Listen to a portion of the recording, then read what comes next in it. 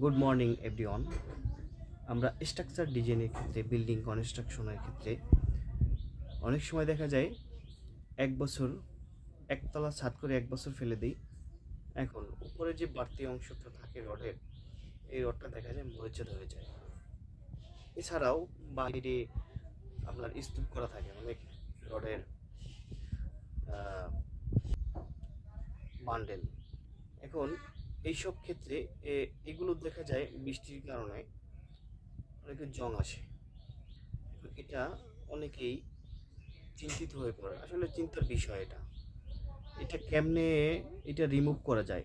হ্যাঁ, এটা বাজারে এক ধরনের আহ, একটা কেমিক্যাল আসছে, যেটা দিয়ে আপনার হালকা একটা প্রলেপ দিলে এটা র্যাশ রিমুভ হয়ে যাবে। অতএব এই কেমিক্যালটির নাম হলো অ্যাক্ট র্যাশ রিমুভার। আপনারা যদি চান তাহলে এটা আমাদের মাধ্যমে আপনারা সংগ্রহ করতে পারেন। অতএব এটি নিয়ে কোনো টেনশন করবেন না। হ্যাঁ, এটা আসলে টেনশনের বিষয়ও। আপনি যখন রডটায় মরিচা আসবে তখন স্ট্রাকচারে কখনো এটা স্ট্রেংথ পাবেন না।